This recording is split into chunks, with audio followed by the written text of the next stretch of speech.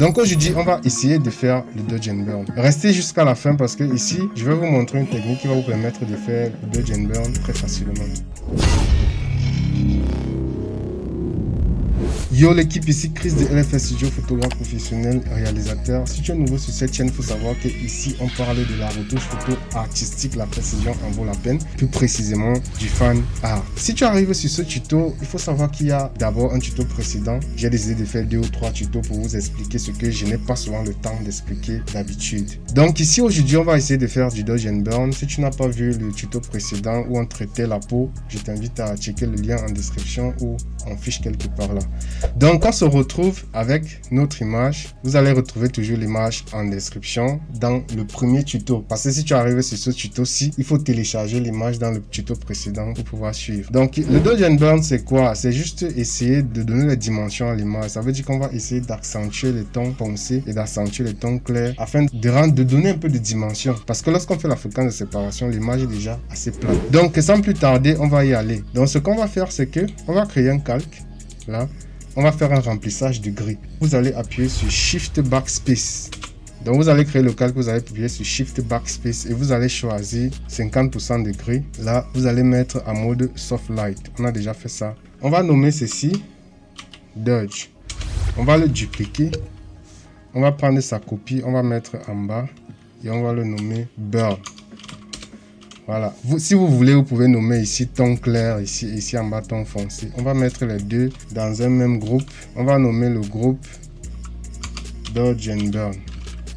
Voilà. Une fois que c'est fait, on va venir ici, on va choisir. Donc on va venir ici en bas, on va choisir noir et blanc. Voilà, le noir et blanc c'est juste pour nous donner l'indication, pour mieux voir où est-ce qu'on va faire notre dodge and burn. On va venir, on va baisser un peu les rouges pour que les tons foncés soient un peu plus accentués. Pareil pour les jaunes, on va baisser légèrement un peu. Voilà, on a quelque chose comme ça qui va nous donner l'indication où est-ce qu'on va faire notre dodge and burn. Donc on va venir sur notre outil densité plus densité moins. Je pense que c'est ça. En appuyant sur O, on accède à notre outil densité plus densité moins. Et puis, on va se rassurer qu'ici, là, nous sommes au ton moyen dans les mid-tones. Et au niveau de l'exposition, on va mettre l'exposition, je crois, même à 5. On va d'abord choisir ici densité moins.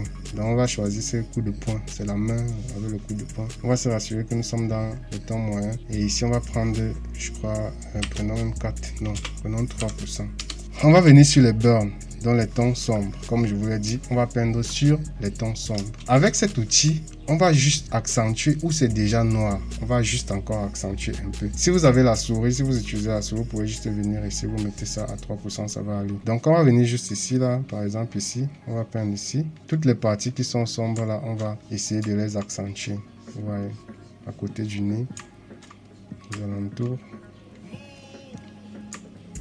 Donc partout là où c'est un peu sombre, vous trouvez que c'est noir, vous allez accentuer pour essayer de créer, vous voyez, pour essayer de créer cet effet 3D. Ici là, aux alentours du front, parce que généralement le front brille un peu plus au niveau du milieu, donc on va essayer d'accentuer les alentours. On va venir ici au niveau des pommettes. On va essayer d'accentuer juste un peu légèrement. Pareil pour ici. On va accentuer ça comme ça. Au niveau des pommettes. Comme je disais tantôt sur le tuto précédent, je vais juste m'attarder sur la face. Mais c'est le même procédé pour le reste du corps. Voilà, donc vous voyez avant et après. Maintenant, on va aller sur les tons foncés. On va choisir densité plus. Je pense que c'est ça. Et on va le mettre à 4. Lui, on va se rassurer que nous sommes dans les tons moyens et on va peindre sur les parties qui sont claires. Donc, par exemple ici, on va directement comme ceci. Voilà. Maintenant là, un peu au niveau des yeux là, un peu comme ça. On va peindre ici. Au niveau c'est un peu clair là. Pareil pour ici là. Ici aussi. Pareil pour ici. On va essayer d'être encore un peu plus précis. Donc, on va augmenter ceci à 5. Et puis, on va baisser, on va réduire vraiment notre petit brush pour qu'il soit minuscule. Et puis, on va venir ici. On va peindre au-dessus des lèvres comme ceci.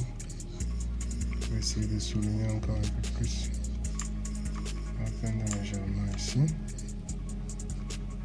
Pareil pour ici, légèrement. On va peindre ici, là. Voilà. On va faire de même pour le dodge. Pour le burn, je veux dire. On va encore revenir, choisir de densité moins. On va essayer d'être plus précis. Donc, on va partir à l'intérieur des lèvres ici. On va peindre ici. Comme ceci. Pour donner un peu de volume aux lèvres, un peu de dimension. Voilà. Donc, on va désactiver notre calque noir et blanc. Et puis, avant et après, vous voyez, avant et après. Donc, avec cette technique-ci, c'est ce que ça donne. Donc, on a nos tons clairs qui sont là et on a nos tons foncés qui sont ici. Maintenant, on ne va pas s'arrêter là. On va venir ici, par exemple, sur le burn. On va maintenir la touche Alt et puis on va cliquer sur les tons ici. Ça va nous faire apparaître, ça va nous faire voir où est-ce que nous avons peint nos ombres, vous voyez. Donc ça va nous faire apparaître les ombres ici. On va revenir. On va plutôt appuyer sur, on va plutôt venir sur notre groupe, sur les tons de notre groupe. On va appuyer sur Alt et puis on va cliquer. Ça va nous afficher les deux à la fois, non seulement les tons clairs qui sont ici, et aussi, mais aussi les tons sombres, vous voyez. Donc, dans ce mode, qu'est-ce qu'on va faire? Ça, c'est la petite astuce que beaucoup de personnes ne connaissent pas. C'est que ici, généralement, quand vous voyez ici, c'est abrupt. Donc, le dodge and burn qu'on a fait est un peu abrupt, c'est-à-dire les traits sont nets. On va essayer de rendre ça un peu plus smooth. On va essayer de mélanger les... Voilà. Vous allez toujours me dire que voilà, je parle toujours de rendre les trucs smooth. Je parle toujours de blend, de mélanger. Donc, c'est de ça qu'il est question pour que ça soit réaliste. Rassurez-vous toujours que tout ce que vous faites est réaliste pour que ça ne se voie pas trop. Donc, on va venir ici. On va choisir notre outil Mixer Brush. Toujours les mêmes paramètres. Et puis, on va juste peindre. Donc, on va venir sur le burn, par exemple. On va juste peindre les alentours, en fait, pour essayer de mélanger pour que ça ne soit pas... qu'on ne détecte pas rapidement où est-ce que les traits noirs ou les ombres commencent sur le visage. Donc, on va juste essayer de blend ça comme ceci, de mélanger. Pareil pour ici. Donc, vous allez juste peindre les contours pour essayer de rendre les contours soft. Les contours de nos traits. Vous allez essayer juste de peindre ça pour rendre ça soft. Pareil pour ici. Vous rendez juste ça soft. Rendez juste les contours soft. On va venir ici. Comme ça. Pareil. Pareil ici en haut.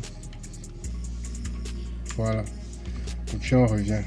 Donc, vous n'allez pas voir rapidement, vous n'allez pas directement voir la différence, mais je vous rassure, il y a une grosse différence. Donc voilà, pour cette technique-ci, voilà un peu comment vous pouvez faire le dodge and burn un peu plus facilement. Pour augmenter encore un peu plus de détails, pour créer encore un peu de séparation entre les tons foncés et les tons clairs. Vous pouvez venir ici sur les coupes, vous accentuez un peu les outils coupes, vous allez accentuer les tons clairs. Vous venez ici, vous double-cliquez ici, là, et puis vous jouez avec ce slider-ci. Donc, on va enlever les parties sombres et on va juste garder les parties claires. J'ai déjà expliqué ça dans un tuto, donc je n'aurai pas besoin d'expliquer ça ici, vous comprenez déjà. Vous allez maintenir Alt et puis vous allez diviser cet outil-ci comme ceci. Et puis vous allez appuyer sur OK. Et puis vous allez réduire juste un peu. Vous allez faire un CTRL I pour inverser le masque. Et puis vous allez choisir votre broche et puis vous allez peindre sur les parties claires. Vous voyez, comme ceci. Comme ça. Comme ça. Vous voyez que ça accentue encore un peu plus l'effet. Voilà. Donc avant et après. Avant et après.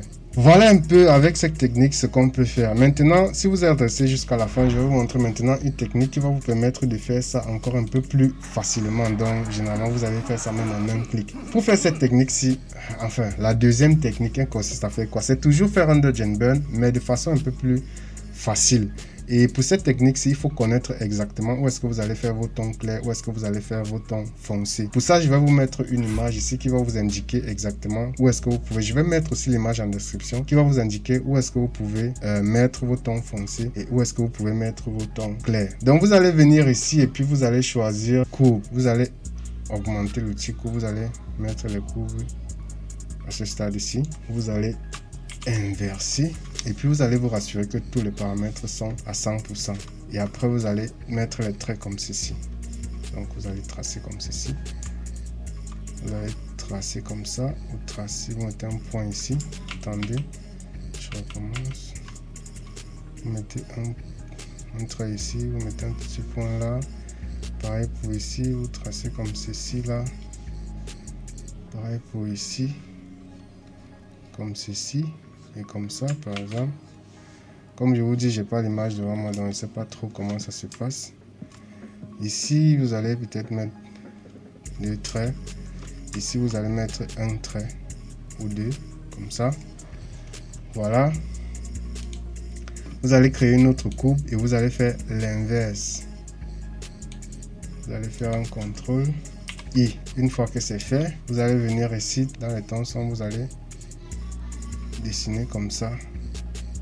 Comme ça, comme ça,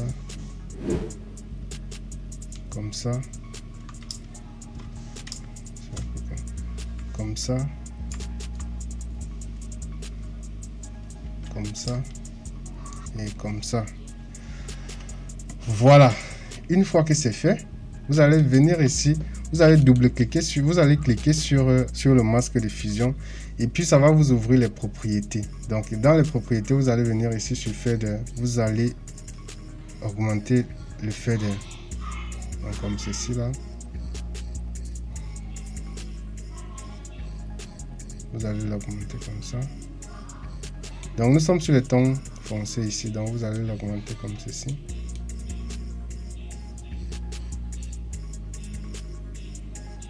Vous allez le laisser là. Pareil pour les tons clairs. Vous allez augmenter le fader comme ça. Jusqu'à ce que les traits disparaissent. Voilà, vous aurez un truc comme ça. Et vous allez mettre les deux dans un même groupe. Donc avant, après, vous voyez. Avant et après. Si vous jugez que c'est trop fort, vous allez juste baisser l'opacité. Voilà, vous avez un truc comme ça. Avant et après. Avant et après. Donc comme vous voyez, c'est une technique assez simple qui vous permet d'obtenir toujours le même résultat, mais de façon un peu plus simplement, sans trop vous casser la tête. Mais là, il faut maîtriser exactement où est-ce que vous allez mettre vos tons foncés, où est-ce que vous allez mettre vos tons clairs.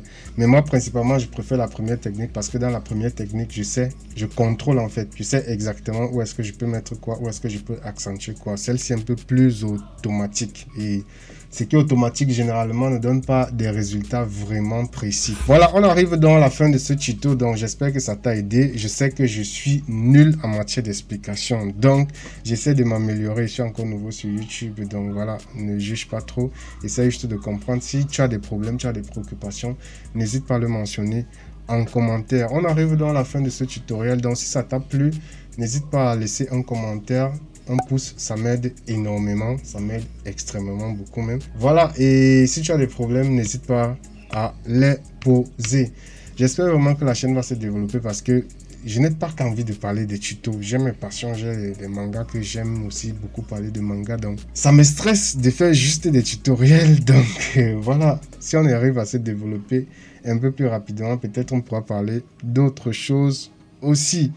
Donc on se retrouve la semaine prochaine pour un prochain tutoriel. Je ne sais pas encore ce que ça sera. On verra. Peut-être on va revenir sur Midjourney. Oui. Je vais vous montrer 2 ou 3 trucs. Voilà comment est-ce que vous pouvez utiliser l'intelligence artificielle pour créer des trucs vraiment réalistes et vraiment artistiques. C'était Chris de LFS Studio. Voilà. Qu'est-ce que je vais encore dire? On se retrouve la semaine prochaine pour un prochain tuto. N'hésitez pas à vous abonner à tous mes différents comptes pour me donner de la force. Je vous en prie. Sayonara. On se retrouve la semaine prochaine. Tchuss.